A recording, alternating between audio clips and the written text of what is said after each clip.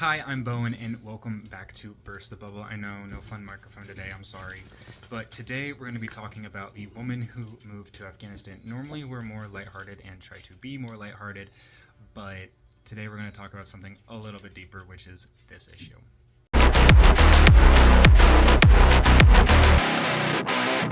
So I was able to find a page that archived some of her posts because supposedly she has deleted her profile. It's been taken down.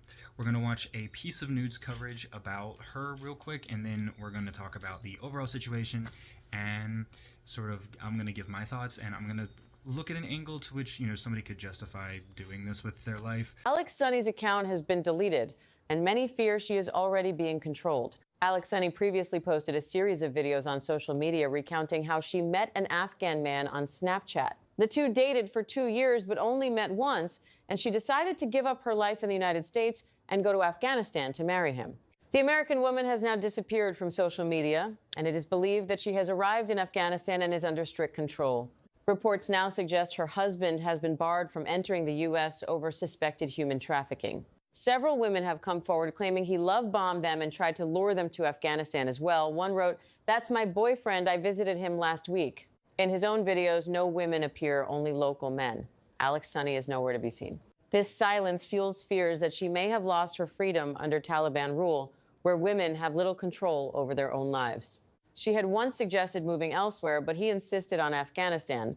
Now, with her account gone and trafficking allegations mounting, the world can only wait and worry. I think this is actually terrible for her. I think that this is the result of the rhetoric we've been hearing come from the left, trying to convince us that what we know about Islam to be true is not true, because it has been ongoing consistently and constantly that we're told that Islam is this beautiful, glorious religion, when in reality it's not. I have a bunch of other videos not related to Burst the Bubble that are coming out soon that look at different aspects of Muhammad's life and different aspects of Islam and different aspects of Islamic countries like Afghanistan. And it's disgusting, and it's frustrating beyond belief that people continue to parrot these lies about this world to the point where you have a woman who's being told by people who have escaped Afghanistan even, and escaped lives like this even, that she should not do this, and she decides to do it anyways. It's disheartening.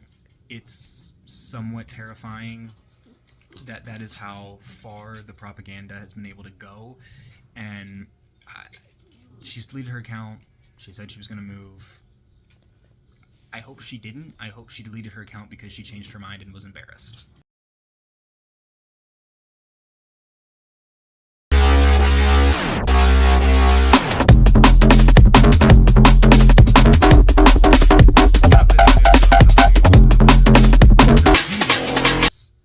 Afghanistan is run by a terrorist group, the Taliban.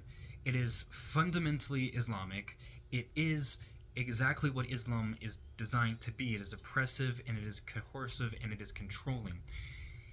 There's actually a movie that if I remember properly, it's about Iran, not Afghanistan, but it's the exact same concept. And it's a really good movie. I'm going to put it somewhere on the screen. I encourage everybody to go watch it, because while, of course, it's a fictitious movie, it highlights the reality that this poor woman could possibly be facing right now. Question all the time, so I figured I would reply with a video. So we actually met on Snapchat in July of 2024, and we didn't meet IRL until December of 2024. So at first I wasn't actually looking for a relationship, but we exchanged WhatsApp numbers anyways. I'm a truck driver, so of course I could yap all day long, and he was just really somebody that was easy to talk to. When I say talk, I mean we talked for 12 to 15 hours a day, like probably even more than that. So even though we had only been talking for around 5 to 6 months before we met IRL, it felt like I was not meeting a stranger, honestly, because we had spent so much time getting to know each other over the phone through conversation that I felt like I knew him forever when I met him. So at this point, it has been 2 years that we have been long distance. Well, not a full 2 years, but almost 2 years. And I am so ready to be with him, whether it's here in the US, whether it's in Afghanistan. Also, and this is just my opinion, I think more women in the US should get out of the box and date more men outside the US, marry more men outside the US, whatever you want to do. Because men, I feel like they're just not it. Like, here in the US, the red pill content, the 50-50, like, I just could never understand that. And I feel that men that are, like, from other countries, they've been raised with different values around family, partnership. Obviously, though, every relationship is different. Every man is different. This is just my personal experience, and taking a chance on somebody that I would have never thought I would actually fall in love with was the best decision I ever made. Trafficking allegations feel way more credible. Snapchat was originally intended to be an anonymous site for people to trade certain things and share certain things with one another. I'm not gonna like say it was directly designed for PDF activities, but it's that vein of like things disappear quickly for a reason there. Okay, there's a reason that the app, I guess, is the way it is. She complains about red pill content in this video, and I find that kind of funny because you know who the leader, like the real kickoff for red pill content was in the West? Andrew Tate, who's a Muslim. He's actually getting extradited to the UK to be charged for things to do with minors and unconsensual activities with women and trafficking as well. So, nice little vein there. And of course, we can acknowledge the fact that the Islamic world is one of the few places left in the whole world that still has slavery, particularly sex slavery, and the way that it's practiced there. Of course, sex slavery is an international problem, but Afghanistan legalized that recently. You might want to look into that. So yeah, it's all around just the ideas that she's talking about aren't real. And a huge chunk of this is that propaganda that's being put out to make these things seem like they are good, like they are feasible, like they are not what they are, frankly. There's a lot of people who have been going to Afghanistan, particularly men, and have been showcasing it as this cool, fun place in vlogs. And of course, for a man, I guess it would be more so that, depending on your, shall we say, depending on what you are inclined to look for in certain aspects of how you want to live your life. Ultimately, though, if you're going to complain about far-right stuff, I'm going to say right now the Islamic world's not where you want to go. At all. Or even, like, just right-wing stuff in general. The Islamic world is not for you. Because the things that people typically complain about when it comes to the right wing are actually more related to Christian theocracy. And if you think Christian theocracy is bad, Islamic theocracy, which is what a place like Afghanistan operates under, is even worse. So ultimately, all around, this is a horrible idea, and I really hope she changed her mind. There's only so much I can say about this woman in particular. I'm not going to do like any hit piece on her or drag her because I genuinely feel bad for her. She's been propagandized into believing something that just isn't true, isn't real, and that's the part I really want to highlight and am truly frustrated about. This woman, who has decided to move to Afghanistan to be with an Afghan man, has been convinced by propaganda from primarily the left, but also Islamists, as part of Islamic expansion into the West, that Islam is good, and the concerns and worries that people like me have about Islam are fake, despite the fact that in the Quran itself, Muhammad murders, plunders, rapes, takes slaves, does all of the things that these people tend to complain about when it comes to the West itself. Except this time it's institutionalized within religion, whereas in the rest it never was, and the West has spent millions and millions amounts of blood, sweat, tears, and gold to undo the things that were wrong with its past.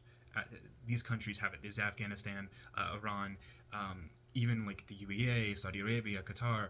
They still practice these things. Think to that gay cruise that recently got denied from Turkey and Egypt. Neither of these are extremist Islamic countries. They are underneath Islamic law to a certain extent. They are majority Muslim, but these cultures still exist even in their most boiled down form. And then, of course, when you look at the hadiths, it gets even worse. It's more slavery. Now you jump straight into pedophilia. Like, it becomes worse the more you read the religious texts around these. So, ultimately, this idea that, one, Islam is good, is a faux idea. And then there's a second idea, and I actually challenged somebody to a debate about this. They refused to.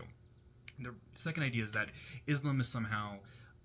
Muslims are a victim of colonialism, and they themselves are not colonialist at all.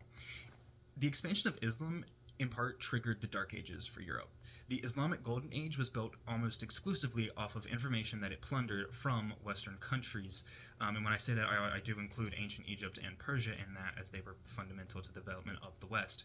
And so, just in general, on its face even, that is very contestable and more so incorrect than anything else.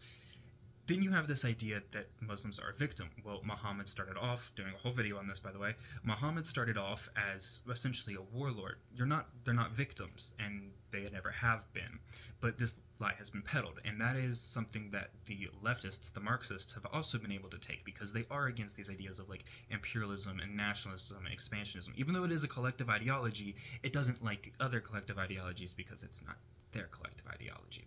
And so, ultimately, you get women like this who have been lied to about the Islamic world, the foundations of Islam, and what Islam is in of itself, and believes that she will be fine moving to a country like Afghanistan. The reasoning I can give to her is that she may genuinely love this man, and love makes people do stupid things.